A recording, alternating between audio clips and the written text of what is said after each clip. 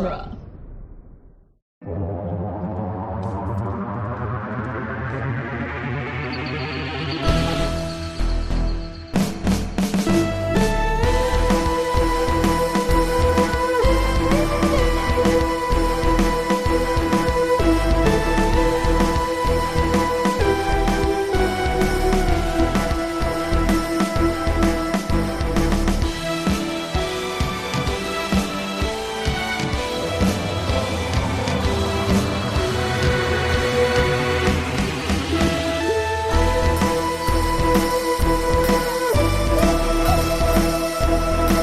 Doctor Who The Long Way Round, the weekly podcast where we review, discuss, and recap every episode of Doctor Who, one doctor at a time. I'm Nick Jimenez.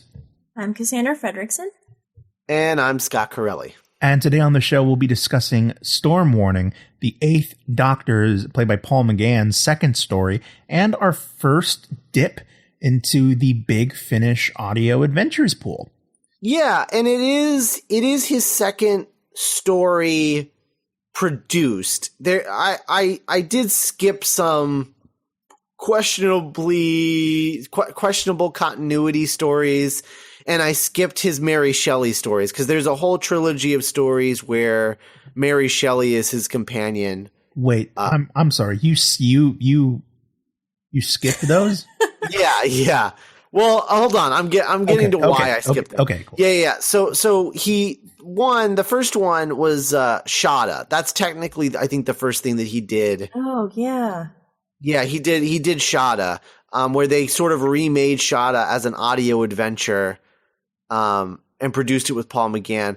But its place in continuity is questionable because did it really happen to him? Or did it happen to the Fourth Doctor? Or did it happen at all? I don't really know, and I didn't really want to question it or deal with it, so I just kind of skipped it. And Shada, Nick, I don't know. Do you know what Shada is? Is that one of the ones that was written by Douglas Adams? Yeah, it's the Lost Douglas Adams story. Okay, then I'm familiar with it through my knowledge of Douglas Adams. Okay, yeah. So I skipped that one, and then and part of that was because I was just excited to get to Charley, to like a meaty companion, one that's around for a while. Sure. And I don't think Shada even has a companion, if I'm not mistaken. It's, even though Romana too. Oh, is that in the right? But I mean, in the Paul McGann version. Oh, I don't remember because I know she does work for Big Finish now, but I don't know if she did at the time. Yeah, I think that they wrote any companion out of the story, if I'm not mistaken. When was the Paul McGann Shada produced? Early 2000s. Okay, earlier, right around this time. Okay, yeah, right around the time of Storm Warning. So I skipped that one because I don't know where it fits in continuity, or if it fits in continuity, or what have you. So I went ahead and skipped. Kind of like the Bourne Legacy. A little bit, yeah. And then the Mary Shelley trilogy, I skipped because I've listened to it all, and I don't think it's that great. And I don't think that and I don't think they do anything that interesting with Mary Shelley. Like, I don't think that she's that interesting of a character. Not as interesting as you would want her to be. Right. Sure, because she's Mary frickin' Shelley. Right. And basically what they do is it's a trilogy of stories, and each story inspires a portion of Frankenstein. It's one of those. Yeah. And so she's just like, this gives me an idea. And then in the next one, she's like, more ideas percolating. Oh, and then at the end, she's like, maybe I'll write a novel. Oh, they Marvin Barrier. Yeah, a little bit. Yeah. And so I'm not crazy about the idea. Like, I would much rather, because, like, Mary Shelley famously only wrote the one book. Right. And so it makes way more sense to me that the Doctor, the reason she never wrote another book was because she was traveling with the Doctor. Not the other way around. Yeah. I don't like the other way around. Because then it takes all the power out of her. Because then it's like, oh, you wouldn't have written Frankenstein if it wasn't for the doctor. Right. Yeah. Well, so she I don't. was so young when she wrote Frankenstein. Like, Yeah. Right. God, I'm sorry. I don't think we've ever talked about this, but I'm in love with her. No, I love Frankenstein, and I love her story, and I'm obsessed with like her history. So, yeah, I would. Are those like available like on just? Yeah. Okay, cool. I might give them a listen just out of curiosity. Sure. I mean, they're fine. I just didn't think that they would have given us a lot to talk about. I think there's a movie coming out where someone plays Mary Shelley. Oh, interesting. I'll have to look this up. Okay. So I chose to start with Storm Warning, the first Eighth Doctor story in Big Finish's monthly story range. And it introduces his first companion, essentially, because, his companions in the TV movie don't really count because they didn't stick around, and I'm ignoring Mary Shelley and pretending that didn't happen. And so we're brought to Charley. And Charley Pollard is his first companion and is his companion for the entirety of his time during the monthly Doctor Who range. Because eventually his stories got so popular that he evolved out of the monthly range and started having his own seasons dedicated to him. And his next companion, which we'll talk about a long time from now. But so before we move on, just so we can put close the book, if you will, on Mary Shelley. When I mentioned a few minutes ago that I heard through the grapevine that there's going to be a Mary Shelley movie. There's actually two in development. One of which is called A Storm in the Stars, in which Mary Shelley will be played by Elle Fanning. And it'll focus on her first love, and it'll focus on like kind of like the scene that she was hanging around with, because she very famously was like kind of involved with like Lord Byron and whatnot. Yeah. Uh-huh. So it sounds like kind of like that Anne Hathaway movie, like Becoming Jane. Uh-huh. But then there's a movie called Mary Shelley's Monster. That's from the producer of that Daniel Radcliffe movie, Kill Your Darlings. And in that movie, Mary Shelley will be played by Sophie Turner. Ooh. And it will be a gothic romance love triangle that involves a dark passenger. And the producer says, we are tremendously excited about this project. It'll be a more contemporary take about her being plagued by the success of her book, Dr. Frankenstein. That sounds really good. Awesome. Yeah.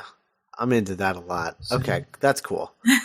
So anyway, so that's how we get to Storm Warning, and I mean, these Big Finish audios aren't going to have a lot of behind the scenes material to talk about, but I do have a couple of things. So like one, Alan Barnes, the writer, he was a writer for for Doctor Who magazine. He wrote the Eighth Doctor comic strip, and so they allowed him to write the first audio adventure with the Eighth Doctor, which I think is a pretty cool move on their part. Yeah. So Alan Barnes wrote it, and the music, the theme song, the new arrangement for the Doctor Who theme. This was the first original theme that Big Finish Audio did.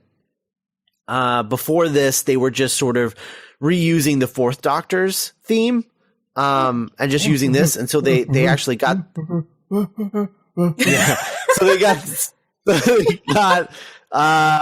got this one to be done, and it was done by composer David Arnold. Oh, hey. Yeah, who has done the scores for Stargate, Independence Day, Hot Fuzz, Paul and Sherlock. I actually really love his score for Paul. That's actually one of my favorite parts of that movie. Yeah. Oh, yeah. It's a great score. The Fought Fuzz score is great. And I mean, Sherlock. Yeah. Whether or not you like the show, that music is pretty iconic. You hear like 3 notes from it and you're like, oh, I know what that's from. Right. Which is pretty impressive. That it's impressive when any composer does that once in their career. Yeah. And especially for TV, no less. Yeah, totally. So yeah, well, I'm kind of curious because this is the first Big Finish audio thing, and so this was recorded in like 2001, I believe. It was released in January of 2001. Okay, so why did it take so long? I mean, Great Britain has such a still to this day has a really healthy audio drama industry. So I guess I'm like, why did it take so long for Doctor Who to find a home in audio adventures? It only took 4 years. Oh, so there was stuff before Big Finish? No. I mean, 19. This is the 16th release from Big Finish. This is just the first one with the 8th Doctor. Oh, okay. So who was the Doctor in the very first Big Finish? Peter Davison? Yeah, I think it was Peter Davison. Yeah, it was Peter Davis. Yeah, I think it was Peter Davison, and then because they would alternate originally, right. So it was like Peter Davison, and then Colin Baker, and then Sylvester McCoy, and then Peter Davison, and then and it would just alternate like that. Kind of like what we're doing. Yeah, kind of. Yeah. But yeah, I mean, it only took them 4 years from the television movie to recording with Paul McGann. So okay. Yeah. So it was pretty right away. It was 5 years between when it aired and when this aired. Mm-hmm. But, you're talking about a failed TV show. You have to wait for all of those rights to come back to, BBC and everything. 'Cause it was an American Fox co-production and, right. You got to wait for all of that to come back and they have to make sure that they have the rights to this version of the character. Mm-hmm. And yeah, so, there's some complicated stuff that they had to deal with. And I'm impressed that they got it done so quickly. Mm-hmm. 'Cause it's really fast. I mean, it seems like an eternity, 1996 and it was until 2000. And it's well, that's actually, that is only 4 years. I don't even mean, I wasn't even starting from the movie. I was starting from an Unearthly Child. Oh, I guess I'm just surprised that there wasn't they didn't capitalize on it sooner. Yeah, because in the 70s you had the Goon Show and right all of this. Well, I guess the thing with that is they probably knew that they couldn't sell it without the current Doctor, and the current Doctor was I'm making a show and it's really hard and I don't more lines to learn. No, right. I don't want to do this too. That's sure. what I imagine. And then when it was dead, everybody probably just assumed it was dead because Big Finish brought it back, but Big Finish is a separate company, right? From the BBC. Right. They have nothing to do with the BBC. Sometimes they produce things in tandem with them. Mm-hmm. But they're mostly an independent company. They just bought the Doctor Who license. Are they also based in England, Big Finish? Yeah. Okay. Yeah. Started by Nicholas Briggs, who is the voice of the Daleks in Modern Who. Oh, fun. Yeah. I'm a fan. Yeah, he writes a bunch of them too, as you'll see as we go along. Not episodes. He doesn't write a bunch of dialogues. I mean, I'm sure he does that too. Yeah, just in his spare time. But yeah, so just a 4-year turnaround, not too bad, and then they were rolling on with new 8th Doctor stories, which is really cool. And the best part about this is, for 15 years or something like that, 12 years. These Big Finish audio stories were not in continuity. They were it was oh yeah, Big Finish does these little fan production things, whatever. Sure.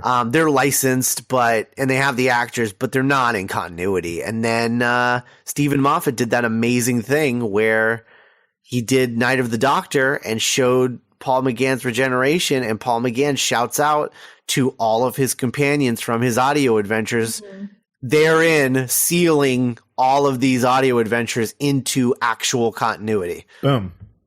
Which is probably the best thing Moffat did as showrunner. I mean, really, like, that's kind of amazing. No, like, yeah, totally. Not only did he add a lot of things, whether you like them or not did he add a lot of things as showrunner, as just like the guy writing the show, to, Doctor Who as a franchise, but he also was like, yeah, all that work that they did, I like that, and I'm going to validate that too. Yeah, it's certainly the most selfless thing he ever did. Oh yeah, because he didn't even really validate Russell T Davies during his run. Sure. He never really references anything that happened during that time. Like Captain Jack and... Yeah. And Captain Jack was his. Oh, yeah. Yeah. I guess at the beginning, doesn't he kind of make mention that like Amy was like vaguely aware of like Daleks attacking London and whatnot? I don't remember. Maybe I'm remembering it wrong. I don't know. I mean, we'll see when we get to the Dalek episode, I guess. Yeah. Yeah. I guess would you like some tea? We are your servants.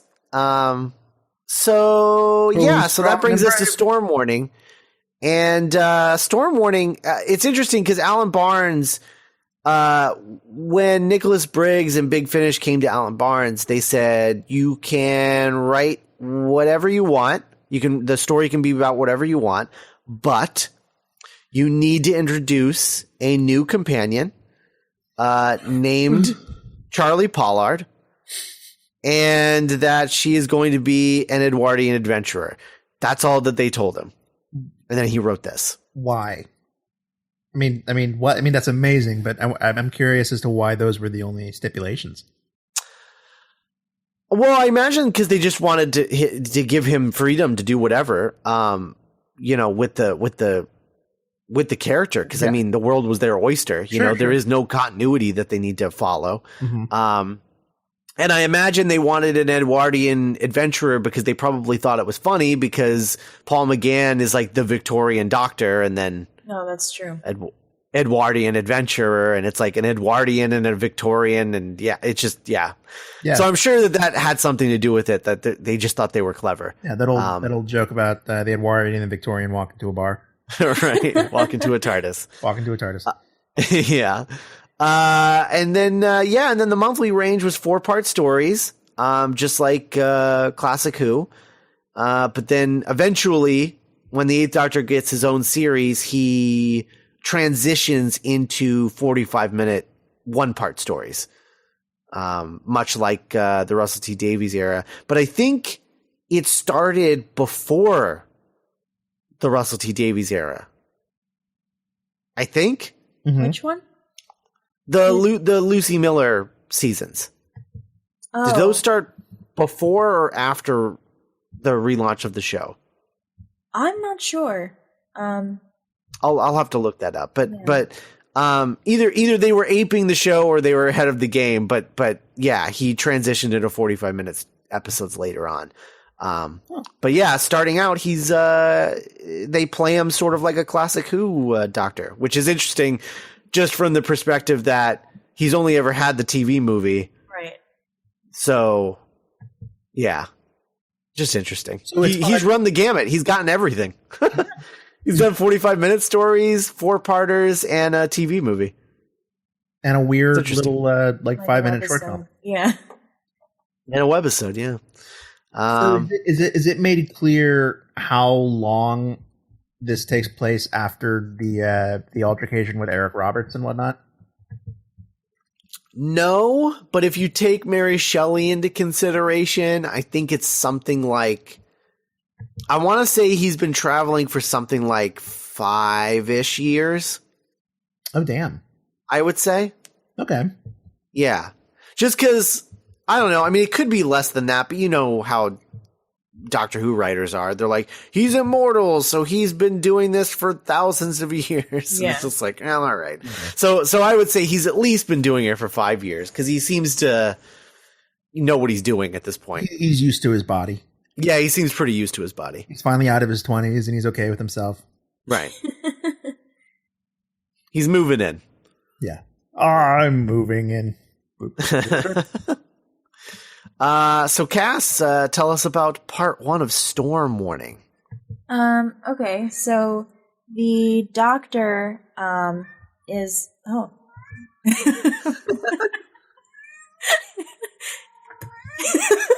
I'm sorry. No, that's fine. He loves Paul McGann. Who doesn't? I do too. So the doctor's kind of like puttering around his TARDIS, talking to himself, which is, I know, it's very interesting. Which is one thing that I'm not super into, but we'll talk about it later. Is the doctor kind of talking to himself and at least they hang a lantern on it. Yeah. It kind of makes me feel better about and this kind of goes for the whole episode, and not to pat ourselves on the back too much, but it kind of makes me feel better about the episodes of Geek by Night that we've written. Yeah. Where it's like, oh, okay, he's talking to himself the whole freaking episode. Okay. So he's traveling through the time vortex and he sees this time ship, I guess, kind of caught in a loop, and he it's flips like through Frankenstein for a little bit. Yeah, he mentions Mary Shelley, which I think is interesting because I totally forgot that later she was a companion. Like later chronologically in the Big Finish line, not later. Yeah, produced later. Yeah. So he's, flipping through some books, just kind of observing, and he kind of rescues, or not really rescues, but knocks this time ship. Yeah, he knocks this time ship out of its loop so they can die peacefully, I guess. And there's these things called vortisaurs. Now, are these the things that we're going to talk about, years from now when we get to Father's Day? Are these the same things? I think they are, but I don't know if they're called the same thing. Okay. But they're basically these time vortex dinosaur, vulture buzzards thing. They just kind of feed off of energy and blood, I guess. And blood. Yeah. So he does this, which disrupts, some timey-wimey, whatever, technobabble. So he escapes and kind of pushes a hole through the vortex and just does an emergency landing. And he finds himself on an airship. And we learn a little bit about this airship. It's the R-101, which I wasn't aware was a thing until listening to this. And it's on its maiden voyage to India. And we're in the 1930s, so this is still part of the British Empire. So you have this guy, Lieutenant Colonel Frayling, he's kind of the main engineer. He designed the airship, and he's kind of fretting about these modifications and stuff that were done last minute to his design by this Lord Tamworth, who I imagine has this giant mustache and the sideburns, and is just very yes. So this Lord Tamworth is the Minister of Air, I guess, and he is the commanding officer in charge of this vessel. So he's the one in charge of this whole flight to India. And so we have Frayling and Tamworth, and they're having this conversation, and Frayling's I should check on the safety and we haven't, tested it out and blah, blah, blah. And Tamworth's like, it'll be fine, have a brandy, a very stiff upper lip British. And so he kind of gets frailing off his back about it. And then, Tamworth, sends this South African guy named Rathbone, to check on whatever is in, cabin 43. That's what he is? He's South African? Yeah, he's South African. It sounds very French at the beginning, and then German, and then it's more South African. That's so... I could not figure out where he was from. It was bothering me the whole time. Yeah, he has that speech where he talks about the lions and stuff. He's from South Africa. Okay. Just try to think about District 9. Yeah, pretty much. He does not sound like that. It's kind of a bad... I don't know if he's actually like South African, but that's what he's supposed to be. Okay. And so he goes off and, we meet the chief steward, who's kind of a funny character. And the chief steward's trying to... he's like pounding on the door of this cabin boy, basically. And we find out that this cabin boy is Charley. And her name is, Charley Pollard, and she's an Edwardian adventuress, and she's going to write a book, and she's not very good at it. And, she basically, stows away on this, for the hell of it, because she can, which is awesome. I like the trope of, like women masquerading as men to like go out into the world and do stuff. So Charley's right up my alley. Elizabeth Swann. Yeah. Like Mulan's my favorite Disney movie. But so we meet Charley Boys and Don't she's, yeah. I love Charley. So the chief steward kind of is just like, hey, we gotta, do some stuff. And Charley's like, oh, okay. So meanwhile, the TARDIS, he finds his way onto the airship, and he's kind of wandering around. He's in, I think he's in either the main, like where the airbags are, or in one of the ballast tanks or something, but he lands in water and he leaves the TARDIS and he goes to explore.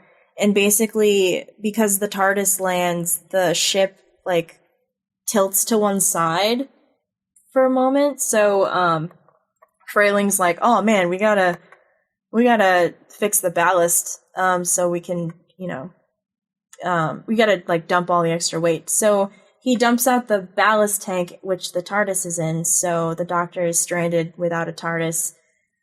And yeah, he's just like, oh, okay, well, I guess I'll find my way out and figure out that later. It's now going to be one of those kind of days. Yeah. So he's kind of like feeling out like where he's at, and he doesn't really know like where he is, what time period he is. And I love Paul McGann's voice, but I don't know. I think he narrates a little too much. And Frayling like is super worried because there's a storm approaching. Hey, storm warning. And Tamworth's like, whatever, we're gonna be like hitting our rendezvous soon. And Frayling's like, but this is, we're just flying to India. Our next stop is, days away. And he's just like, oh no, trust me, this is a mission. It's important. And it's very vague. And Frayling's just like, question mark? I don't understand. And there's like the screeching sound, and it kind of sounds like a weird animal, and the boat kind of tips, and Charley's, I guess she's wearing like a cap or something. She's like disguised her appearance so she looks like a dude, and she kind of gets knocked around a little because she's doing her steward duties, and she's exposed as like a girl instead of a boy, and she like Tamworth tries to interrogate her, but she just kind of runs away. And he there's more vague, like, oh, that we can't have anyone jeopardizing our mission and blah, blah, blah, blah, blah. And Frayling thinks he sees something outside, but everyone's just like, you're crazy. And the doctor is like wandering around, and he stops outside of room 43, and he kind of hears, he has a stethoscope on him, which I love. I love that the doctor just has a stethoscope. And I love the trope that the doctor has whatever he needs in his pockets. Yeah, and it's like what's Arthur Conan Doyle's stethoscope. So I love that the Eighth Doctor just continues to name drop whenever he has the opportunity, even though he's talking to himself. So he hears some kind of sketchy stuff, like Rathbone is threatening somebody to, like, you know, if you don't stop, like, be quiet, I'll, like, inject you with this thing. And he's just like, whoa, that's weird. And Charley kind of is running away, so she runs into him, and he helps her hide from the steward. And they kind of chat, and he's just like, oh, I'm the doctor. I, you know, played Tiddlywinks with Lennon. And Charlie's like, oh, that's weird. And she kind of just decides to follow him, which I think is really funny. And you gotta love the companions who aren't invited along. They're just like, I'm your companion now. Yeah, like he's just like, you know, I'm the doctor, you know, who are you? And she's just like, oh, I'm Charley. I'm an adventuress, and you're my new adventure, so let's go. Okay. And so the doctor kind of looks out the window, and he's just trying to figure out where they are. And, you know, he's talking about the TARDIS, and, you know, he dropped his time machine, and basically Charlie's just like, oh, maybe I shouldn't have gone in with this guy. He's kind of crazy.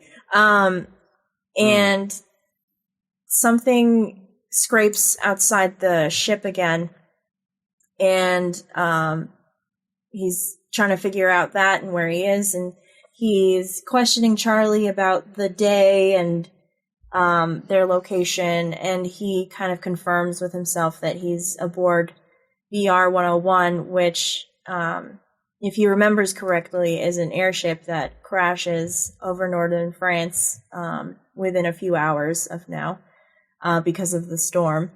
And then we go back to Rathbone with this thing that's like breathing, like it's really gross. It's just like this wheezing, like gasping breath. It's not nice to listen to. No. It's very, I don't know, the sound design is really cool. And he hears something scratch at the window, and he goes over to investigate, and then there's just like this loud screech, and a glass shatters, and whatever's outside kind of grabs him, and he starts screaming, and that is the end of part 1. Yeah, so Nick, what's your first feelings on India Fisher as Charley? Oh, I love her. I love her a lot. I think, I mean, the character is, you know, I mean, kind of like what Cass was saying earlier. It's almost kind of cheating in terms of like, oh, this was made in a lab for me. You know what I mean? Yeah. But yeah, and I think India Fisher really brings a lot of like personality and charm to this character, and I think, you know, immediately making your character and your character's relationship with the Doctor and your relationship with this universe, you know, it's the further I go into this universe, it's not an easy thing to do, you know, in audio or visual. And so, yeah, I think Charley immediately kind of like, it's like, hey, I'm a character in the show now. You know what I mean? And like, even the Doctor is like, oh, you're my new companion. You know, like there's very little, you know, she takes to it like a duck in water, you know, as the saying goes. And yeah, I love the experience of listening to this story. I was telling you guys off mic, but like, I lay down on my couch and I poured like a little bit of Crown Royal in a tumbler and just like closed my eyes, you know, and it was just really calming. And like Paul McGann's voice is not unlike Crown Royal. And like I think all the voice actors just do a really good job of just creating characters, and this, and we'll keep going on this in parts 2 and 3, but I like how slow this story is. It's very cerebral, and it's very much about ideas and like themes and like points of view, and it's kind of the most Star Trek a Doctor Who story has been for me, and it's like they really know how to play to their strengths of it being an audio drama. So that was fun. Yeah. That's it uses the medium very well. Yeah, and just like the storm cracking and like the it's interesting that he name checks Mary Shelley, but it does kind of feel like you're being told like a spooky adventure story, especially this first part, because you're like, what's that awful alien sound coming from? Who is this guy with this weird accent? And like, why is this like British guy being so secretive? It is all the makings of a good adventure story. Totally. Yeah. So part two is interesting. I'll be totally honest, be totally transparent. I was driving when this was happening, so I didn't get to take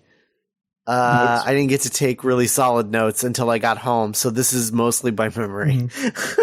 But the big things that happen are basically that Rathbone and another guy find Charlie and the Doctor, and they're like, hey, I don't think you guys are supposed to be here. So Charlie stays back with Rathbone while the other guy takes the Doctor to meet the mustache guy. What's his name? Oh, Tamworth. Tamworth. So he goes to meet Tamworth. And he's talking to Tamworth, and Tamworth is like, so are you some sort of spy or something? And the Doctor's like, what if I said I was? And he would be like, he goes, I would be so pleased because I'm so proud of this ship, and I would be so upset if the Germans didn't feel the need to send a spy to spy on it. Which I was just like, that is the most bizarre logic. And also, not for nothing, but if I were to put a spy onto a ship, the last thing I would do was just put them on it. Like, right. You'd make a backstory and you'd make sure they had a ticket and that they had a reason to be there. You wouldn't just put them there. But whatever. Anyway, so he's convinced that the Doctor is a German spy, and the Doctor plays along because he seems so pleased about it. And he's like, the best thing about you being a German spy is that, you're seeing all of this. And if you were a British citizen, like I thought you were, this is top secret. I probably would have had to kill you. But since you're a German spy, I just have to turn you into authorities. Isn't that great? Everyone is super friendly about a German spy being on this ship. They're like, have some champagne. Like later, they're like, have some champagne, you sauerkraut eating jerk. Like, it's just so less than a decade ago. Yeah, it's so weird. So the Doctor's getting all chummy with that guy, and then Rathbone is being super, super creepy with Charlie because he's like being super threatening. So like the Doctor's getting treated like royalty, and he's playing a German spy. Charlie is being accused of being a spy by Rathbone, and Rathbone is just like saying all sorts of horrible things that are going to happen to her. And then he suggests that maybe if she has some sort of payment, wink, wink. Yeah, it's super gross.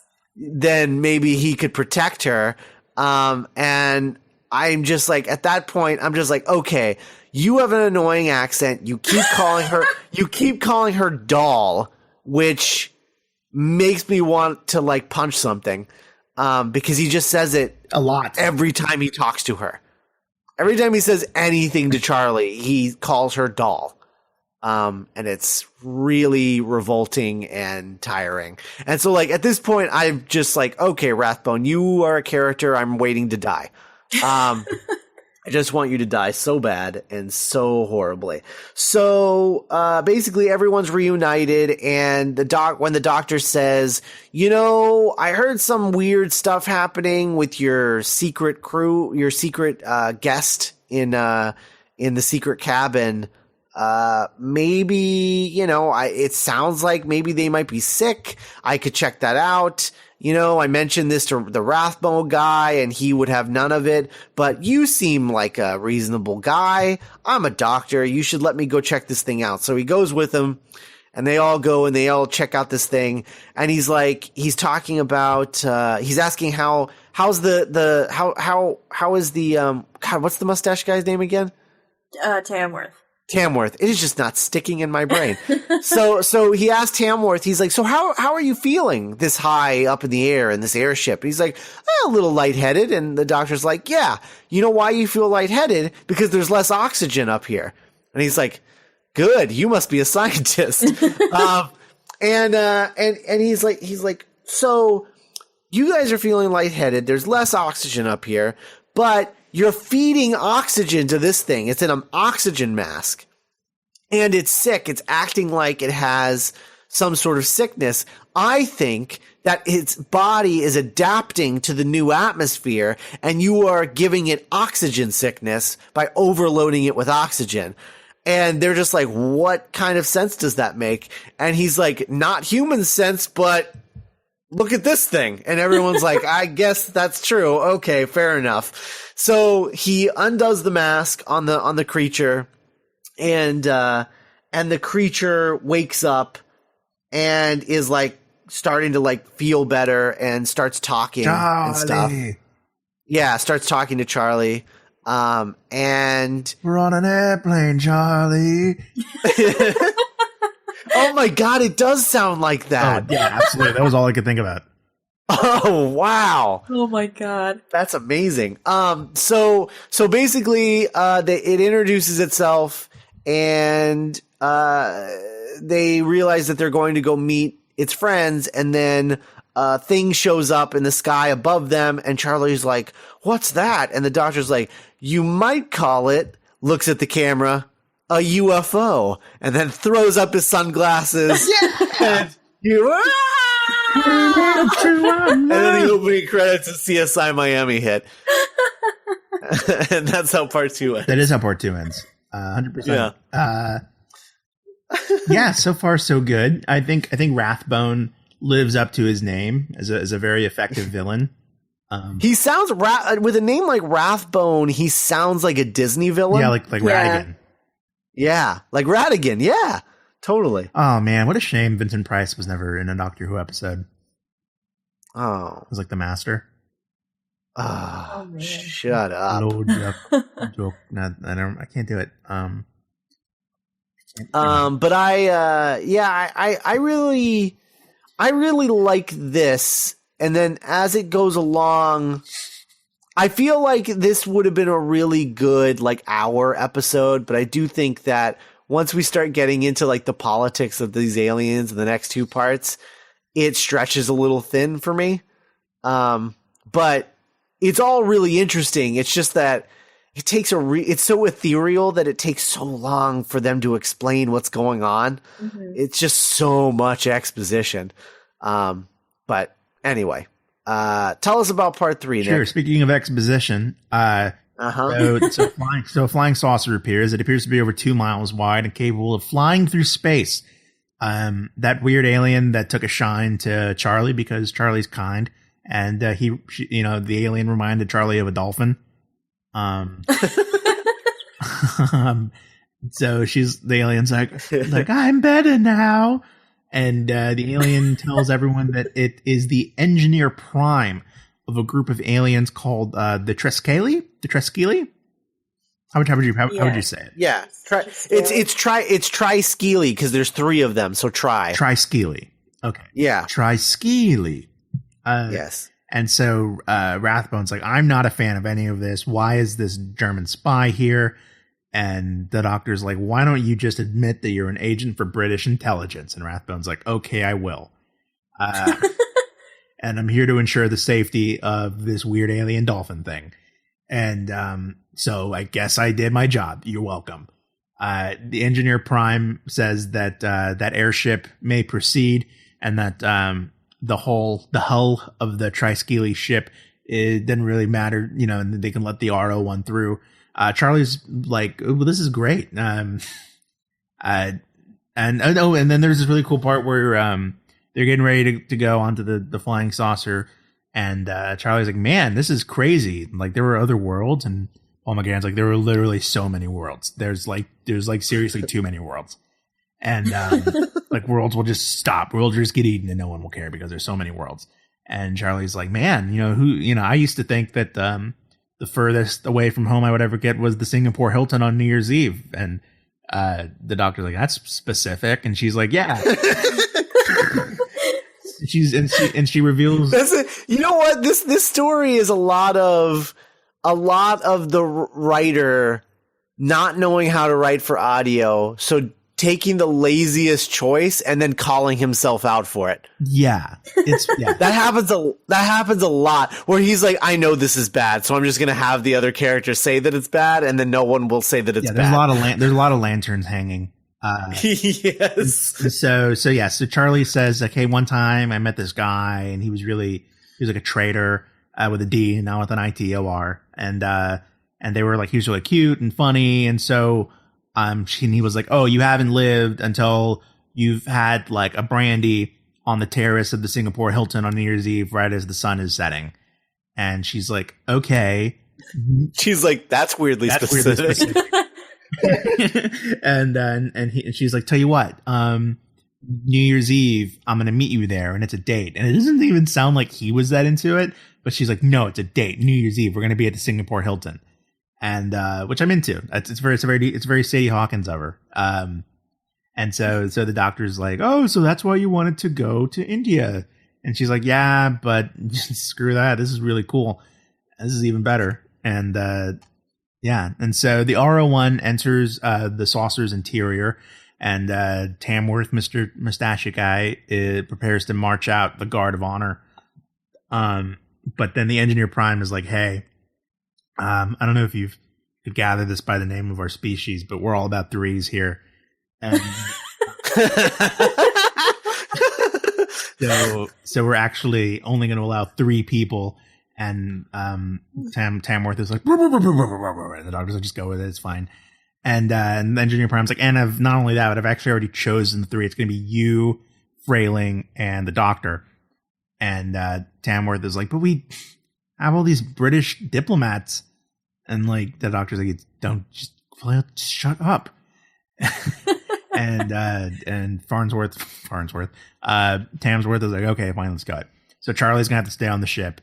And so the doctor's like, well, Rathbone's clearly a bad guy, but okay, just don't pull any shenanigans. And so yeah, and then Tamworth is like, actually, I'm not so chill with Rathbone either, but what are we gonna do? I mean, he hasn't done anything yet, so just go with it. And so literally as soon as they walk away, as soon as they're gone out of ear distance, Rathbone's like, okay, unpack the crates from the sealed compartment, start doing shenanigans, all the shenanigans. And Charlie's like, oh man. And the crates contain like guns and weapons and ammunition. And like, so it's clear that, they're really gonna like, go, Radcliffe and Pocahontas about it. So anyway, back on the, so now that they're back on the spaceship, Engineer Prime, is like able to move, and, we find out that it can actually levitate and it can walk without, touching the ground, which is cool. So Tamworth tells everyone that Engineer Prime crashed to Earth about a winter ago. And at first British intelligence thought that the alien was bred by like the Germans, you know what I mean? But then they were like, well, now we're pretty sure that it's not that. And the breakthrough actually came when Rathbone okay, so there was this, and I thought this was like a really fun little twist on stuff. So Rathbone contacted this like this psychic, right? The spiritualist called Madame Zelda. And it turns out that she was really psychic and was actually able to communicate with the Triskele. And so the engineer Prime was like, yeah, she's actually one of the few humans that had the ability. And I love that because, so many people are, dismissive of people like psychics and not telepaths, but like spiritualists and people that play with crystals and stuff. They're usually the joke in science fiction stories. And so I like that this Madame Zelda was actually the only person that could communicate with this alien. I just thought that was like funny. Yeah. So Engineer Prime hadn't communicated with Earthlings before Madame Zelda because she was worried. Can I call it she? Was it a she, Engineer Prime? I got kind of a she vibe. It doesn't matter. So she was worried that Earthlings that Earth was populated by something called uncreators. But when she met Madame Zelda, she changed her mind and thought that, okay, well, Earth is clearly made up of creators. So the British arranged to return Engineer Prime to its flying saucer, which is why they're on board the R101. But it didn't want to risk, letting the public know about a flying saucer. So they decided to outfit the R101 to do it. So this explains those weird modifications that everyone was worried about. And turns out that, they weren't, Tamworth isn't as nefarious as we originally thought in part 1 and 2, but the Doctor isn't entirely trusting yet. So they finally arrive at the Triskelion. You said that in the most Jeff Goldblum-y way you could have possibly said that. Yeah. Isn't trusting yet. Oh man. It's pretty great. It's all the flying saucer stuff. Yeah. So they're on board the Triskelion, which makes me think of a Winter Soldier. And so then they're like, oh, and then there's this symbol, there's like this thing on the wall, and the Doctor's like, oh, I've seen this on other worlds before. Like it was on this fake word and this fake word and even in this fake word. And so the Doctor's like, oh, you guys must be really, really old. If you've been around, if you have all these symbols throughout time. And the engineer is like, yeah, and we were actually once like super people were really afraid of us. But yeah, and so they're moving in like really, really fast, or they thought it was, but the ship is actually remaking itself around the Triskelion. And the Doctor can't believe it because they don't need stairs. So yeah, they're actually moving the ship around the Triskelion, which is like around the people. Around the people. Yeah, the ship is the architecture is centered on the people rather. It blows everyone's minds. And so the and the one guy is just like, but that's so stupid. Why would you do that? Because you're using your stupid Earth logic. The Doctor's like, just no stairs. That's amazing. You've seen Ghostbusters, right? Terrible. Why do you want stairs? Yeah. And so the Triskelion, so Frayling has been chosen to represent the rational thinking side. Hold on, wait. So I just want to say, I want to go back to the room. Please. The ship moving around, the people.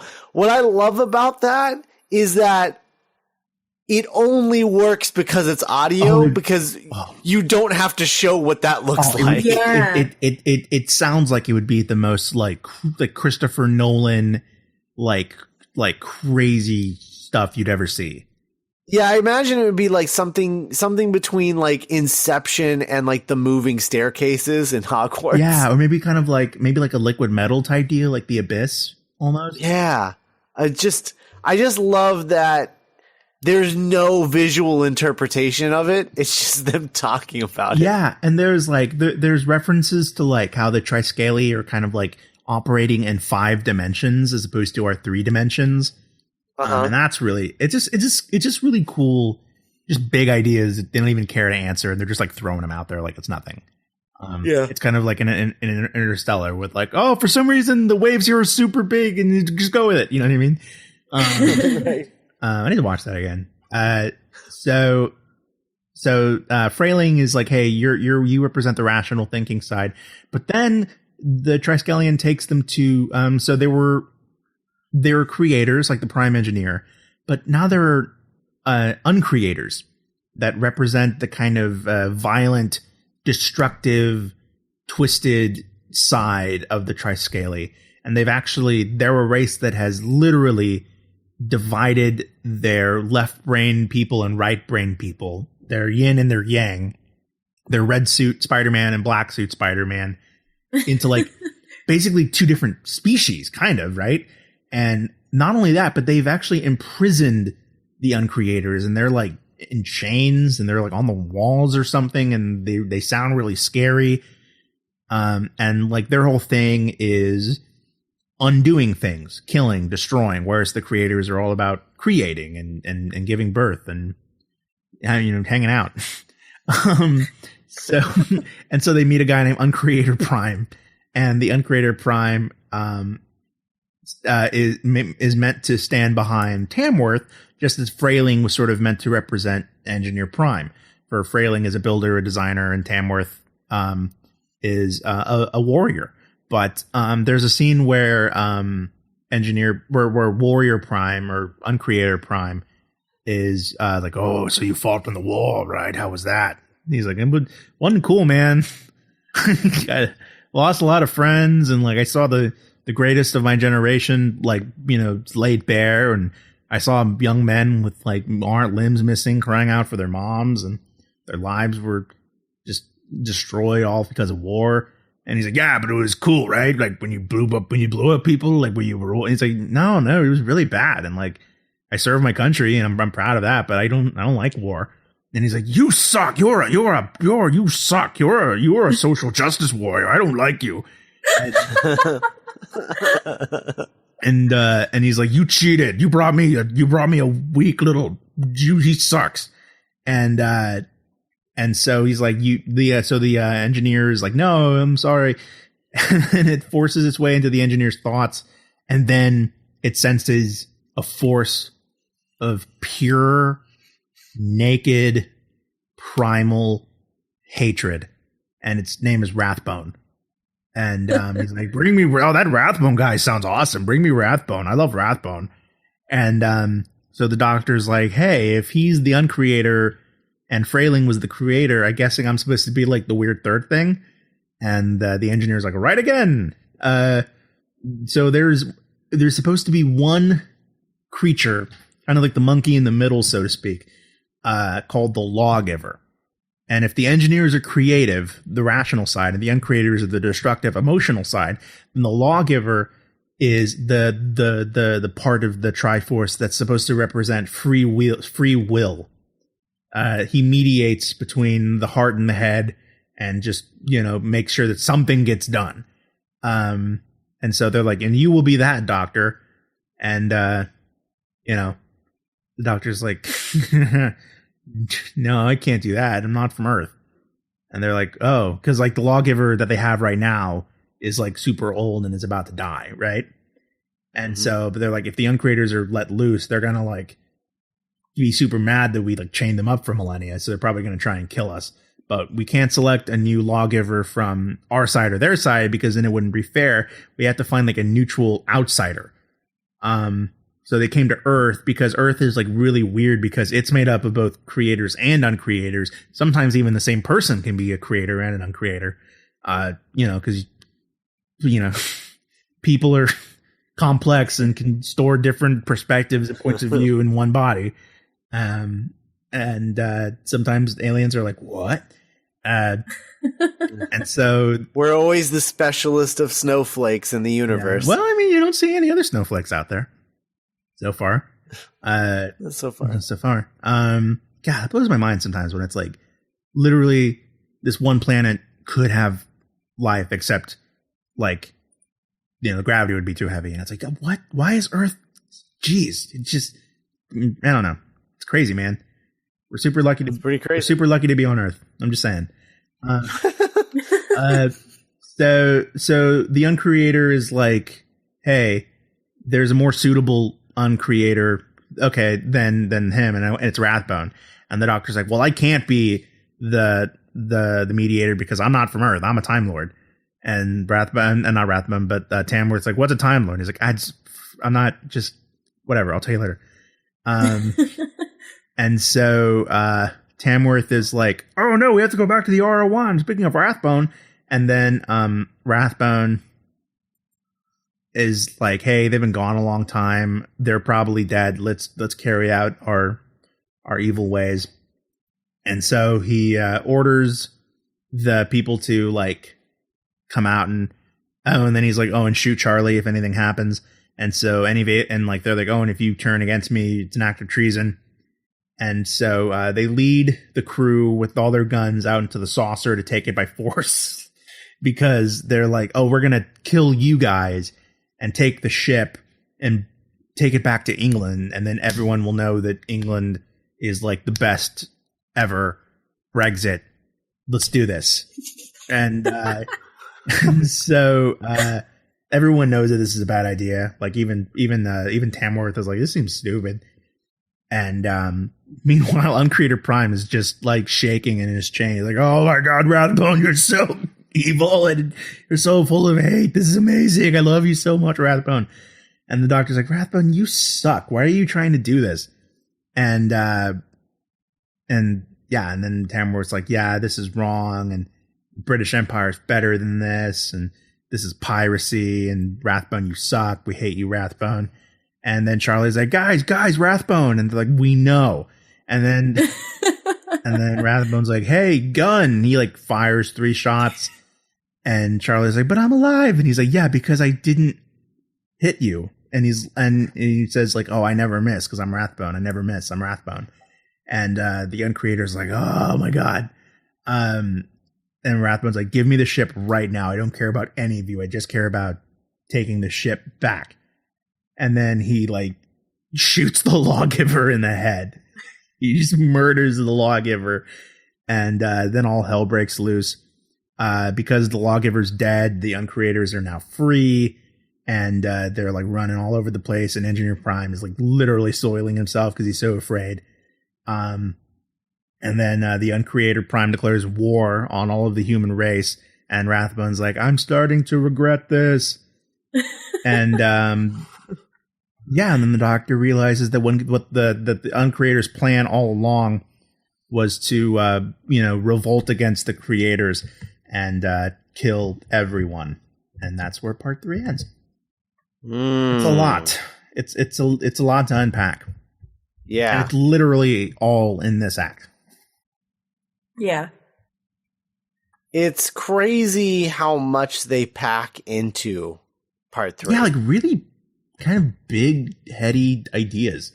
Because we literally go from knowing nothing about these creatures to knowing everything and one of them getting shot in the head by the end of one episode. Like we don't even have time to really get used to the way of things before the way of things is like upended. Yeah. It's interesting. It's really crazy. Yeah. A lot of ideas, a lot of stuff going on. The whole creator, uncreator name, like the names for things is weird. Like I don't like the lawgiver. Like why is that the lawgiver's job? And what was the lawgiver? So was the lawgiver the one that is shot? Was he a Triskele? Yeah. Yeah. Okay. Because this is the first time they're going to try humans out. Okay. Yeah.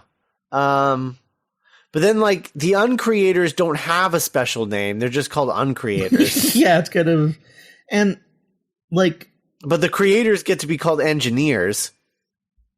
Yeah, it's weird. It doesn't... Yeah. It's weird. Sounds like he ran out of names for stuff. But it's... you know what it kind of reminded me of? It kind of reminded me of the villain in Star Trek Beyond. Just this kind of idea that like the concept that no, we are either supposed to be, peaceful or completely warlike. And there can be no compromise. You know what I mean? Right. Yeah, no, that's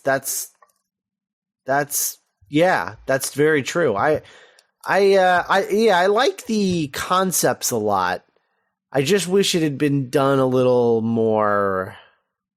Not as heavy-handed. Yes, not as heavy-handed. Yeah. So, Cass, tell us about part 4. All right. So the Uncreators are just like, oh, we're gonna mess everything up, and Rathbone, he kind of collapses because the Triskele are telepathic, and the Uncreator Prime has basically been using him as his violent puppet this whole time. So I guess his mind just kind of like reaches an overload point, and he's just like, bleh. So the guys with the guns, they're just like, I guess we'll shoot at the things that are coming for us. But they forget that they're standing next to a airship that is filled with flammable hydrogen gas. So the doctor's like, what are you doing? And they are trying to like get them to stop. But the Uncreators just keep coming. And so Tamworth, meanwhile, is just kind of like upset, and he just kind of like yells at one, and the Uncreator kind of like runs away, and the doctor's like, oh, it's brilliant. We'll just yell at them. So they just start, instead of shooting them, like, I guess, quote, normal people, they just start roaring at these aliens. Like, it's like they found a bear in the woods, and they're like climbing on top of each other and roaring at it to make it go away. It is a major Russell T Davies kind of ending. Yeah, because it's just so, like the triumph of the common man, and like everyone comes together. And doing something silly, like you know, it's very, very silly. And the doctor's just kind of running around and encouraging people, and he kind of like bullies Frayling into it, and Frayling's been this very like downtrodden, like very proper British dude, and he finally just loses his cool and starts roaring at these aliens, and he's like, Charlie, think of that awful traitor guy that laughed at you for wanting to go to Singapore Hilton. And she's just like, ah! So she like loses her mind, and and the doctor's like, you, Engineer Prime, roar, and he's just like, oh no, it's stupid, it's silly, and the doctor's like, fine, forget you. So like the Uncreators, they kind of run away, and the Uncreator Prime's just like, well, that sucks, but I have a laser weapon, and like, I guess it's like this, it's like the symbol, like the Triskelion, the Triforce thing on his armor, I guess. But it comes out and it turns into a laser weapon. So he's like, I'm gonna kill that guy, I'm gonna kill the doctor, and Tamworth's like, nah, I'm gonna be the lawgiver. Fight me. And like everyone's like, wait, what? Why are you gonna fight this crazy alien? And Tamworth's like, nah, fisticuffs, let's go. And I think he even he's just like, where I come from, boxing is like the noble sport. And the Uncreator's like, whatever, man, I'm gonna mess you up. So the doctor's like, oh man, okay, you guys need to run. So he tells Charlie to take everyone back to the airship, and he's just like, I'm feel responsible for this mess, so I'm just gonna, make sure it doesn't get too out of hand. And Charlie's like, but Tamworth is totally beating the Uncreator, and like the doctor turns around, and I can only assume that Tamworth is like wrestling him, like the most like WWE nonsense ever. Like, he's like, this is a chokehold, and he's just it's one of the most. I love this so much because there was just so much talking and exposition, and then it's literally a World War I war hero just punching the crap out of an alien. And like I kept waiting for the other shoe to drop. Like they can't. Like no one's allowed to just no story is allowed to be this fun. Like he's gonna die or get shot or something. But no, he just pummels this alien into submission and then it's over. It's so satisfying. And the alien just never has a minute to like regroup or get its breath. It's just always being punched. Perpetual punching. Yeah. So he's an old British guy. Yeah. It's like the British equivalent of Theodore Roosevelt, honestly. Yeah. Like, he's just wrestling this alien. Yeah, just like Winston Churchill, just like kicking an alien in the stomach in a corner. Oh man. Oh my god. So the young creator is just so not impressed with this guy that he like takes over Rathbone's mind again, and he's just like, shoot this guy before he punches me to death. And Rathbone's just like, he has like an internal struggle or whatever, and he like resists, and instead of shooting Tamworth, he shoots. But because it's audio, it's not internal. It's very external. Yeah, because he he's just says like, it all out loud. No, get it out of my head, blah blah blah. And like, so he instead of shooting Tamworth, he shoots Uncreator Prime instead, and everyone like the I don't miss gag comes up because Charlie's like, oh, he missed, and he's just like, I told you I don't miss, and I'm just like, oh, cool. Whatever, you're still evil. So Tamworth, I guess, is now in charge of all of these aliens. And he, he has this giant flying saucer. He's got these brilliant aliens that can, make the floor move around them. And he's got these, like, this army of aliens that is scared of people yelling too loud at them. Yeah.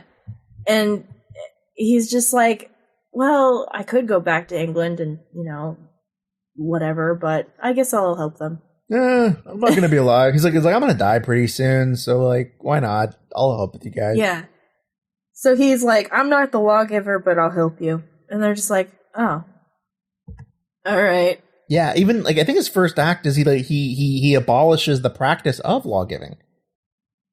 Yeah. He's like, this isn't a thing anymore, but I'll just be your advisor. He becomes their Jake Sully.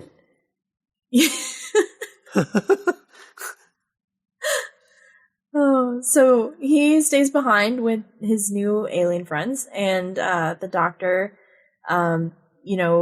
everyone kind of runs back to the airship, and Tamworth's like, Doctor, before you leave, make sure the R-101 gets down safely. And the doctor's like, oh, dramatic irony. And he's like, yeah, whatever, I'll help. And he and Charlie come back, and the doctor is just like, hey, so you can stay here with these aliens. And she's just like, no, it's fine, you're cool. And there's parachutes. These aliens suck, dude. I'm not going with them. Yeah. She's like, oh, I saw parachutes. We're not going to die. And so he goes back on the airship, and the flying saucer takes off, and Tamworth is king of the aliens. So we have, and I don't think we talked about this before, but there's a scene in part 2 where there's a vortisaur that follows the doctor out of the time vortex into the world, and it's attacking the ship. Right. So the doctor kind of, in part 2, he like lures it into submission by feeding it his weird Time Lord blood. And the steward sees this, and he's just like, oh, it's like a big puppy. So they like knock it out, and the steward, after all this nonsense with aliens, he's just like, hey, I got some food for you, buddy. And the vortisaur is like, oh, sweet. So it just starts eating food, and then it eats the steward, and it's really awful. Which I think is funny. Right before he references having a young son. Yeah, he's just like, oh, I have a son, and he'd love a pet weird dinosaur, and the dinosaur's like, oh, is that so? I'm gonna eat you now. So the doctor and Charlie are just like, hey, we gotta get everyone off the ship because we know what's gonna happen. But everyone's like celebrating and they're just like, yeah, aliens, we survived. Yeah, everyone's drinking. And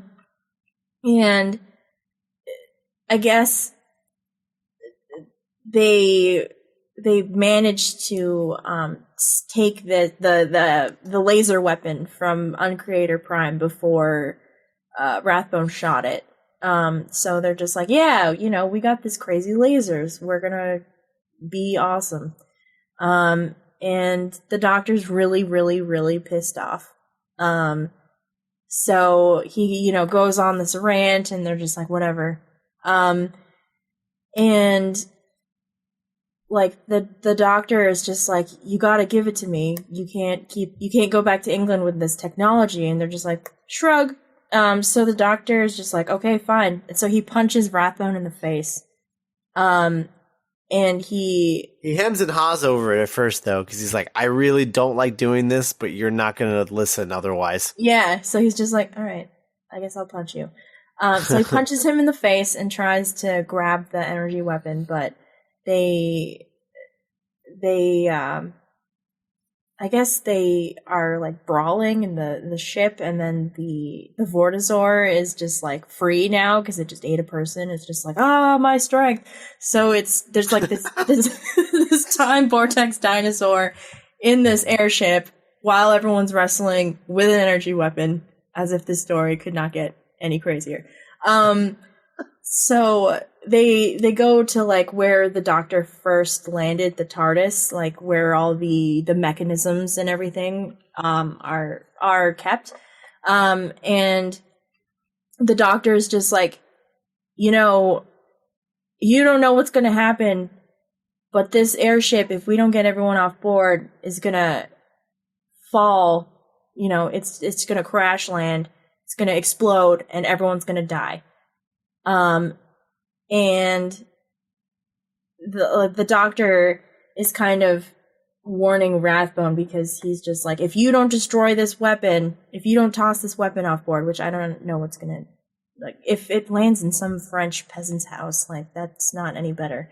But the Doctor's like, if you don't throw this thing off board, I'm gonna use it, I'm gonna blow up the ship, because that's what's gonna happen anyway. And Rathbone's like, no, so they fight, and he has like an axe, and he like cuts up some of the ship, and the Doctor's like, oh, now you've done it, now it's gonna fall, now, I just told you what's gonna happen, and now it's like a self-fulfilling prophecy thing.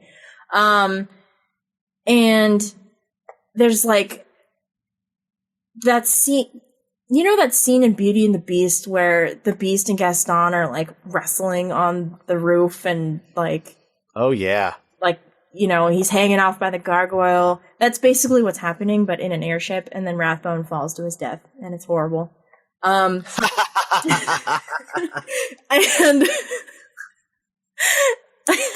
nobody falls to his death like Rathbone.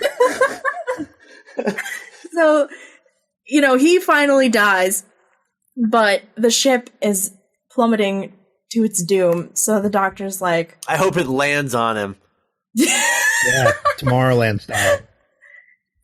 Oh my god. So the Doctor's like, I don't know what's, they're all gonna die. But the, I guess the Vortisaur escapes, and he's flying around, and he's just like, oh, the Doctor, you tasted, you smelled good earlier. And so the Doctor, he mentions in passing that he used to ride these when he was in Time Lord Academy. So he just, Cass.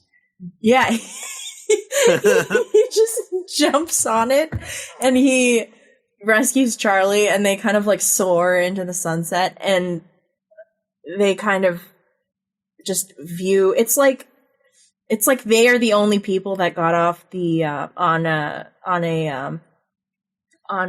lifeboat, and they're like watching the Titanic sink or something. But the ship crashes, as it does, as the Doctor knew it was going to happen all along. And, they're just the philosophize about like, whatever. And then the Vortisaur is kind of like freaking out a little because he's scared of Charlie, and Charlie's like, "Wait, you're cute, come back." And the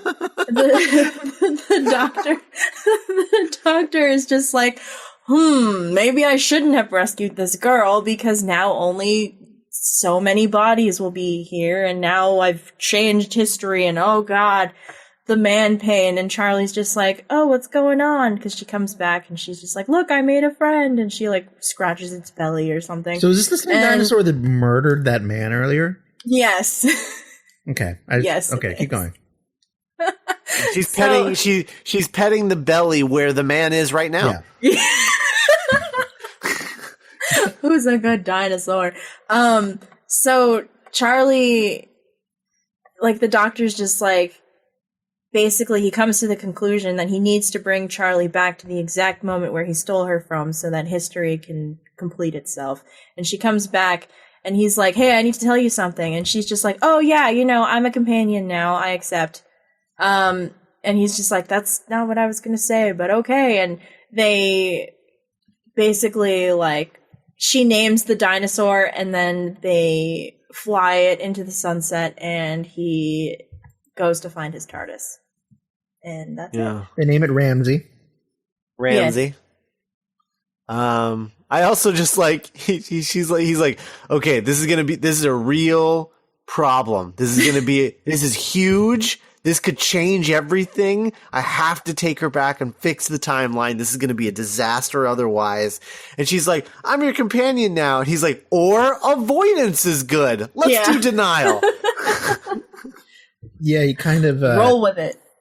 Yeah, it's kind of like, because there's a moment where Ramsey's like afraid of Charlie, and he's like, "Oh, because Ramsey can sense the time and the butterflies and the Charlie got afraid." He's like, "He likes me now." He's like, "Oh, then we're good." If Ramsey likes you, and what can we do? The dinosaur likes Charlie, I guess. Yeah. Charlie, have you ever heard of denial? Because we're going there right now. Is that the longest river in Africa, Doctor? It sure is. You're fine. Is that the longest river in Africa? You're fine.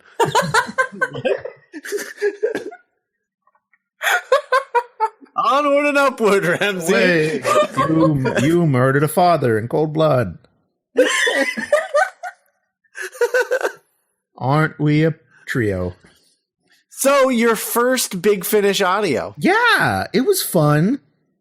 Yeah. I mean, even when it kind of lost momentum, I thought the ideas were interesting enough, and like the characters were really likable, like the British general, and Charlie was great, and McGann just is like, we've said this before, but he really is in a lot of ways like the ultimate doctor. Mm-hmm. Where he handles like the swashbuckling stuff well and the heady stuff well. He can be romantic and he can also be, really intense and dramatic when he needs to be. And he's kind of the complete opposite of the Sixth Doctor. Yeah. Just kind of like, because he's like charming and and brave and kind, and like the Sixth Doctor's very like bratty and rude and kind of upsetting to be around. It's interesting that you say that, because in some weird timey-wimey thing that I actually don't know how it ends up, but Charlie ends up being the Sixth Doctor's companion for a while. Oh, like in audio adventures? Yeah. Mm-hmm. Is this while he's still a jerk, or is this when he learns not to be a jerk? This is way after not being a jerk anymore. Oh, cool. I think. Yeah. But anyway, that's like way down the line. It's on the list, but it'll be a long time before we get to it. Because we have to go through like all of his evil adventures first. Yeah, we're gonna be doing this for a long time. Yeah, like Sisyphus rolling the rock. Yeah. But yeah. So next time we talk about Paul McGann, we'll be talking about Sword of Orion. Wait. Okay. I think it's Sword of Orion. Yes, the Sword Orion. And we're sort of going to be talking about Orion. That's what I thought you said. No. Okay, yeah. Yeah, Sword of Orion. Yeah. And that's a Nicholas Briggs special. That's Nicholas Briggs wrote it, directed it, and did all the post-production on it. Nice. He's a regular Scott Corelli. Apparently. So we'll be talking about that next time. But next week we'll be talking about The End of the World, which is the second Ninth Doctor story.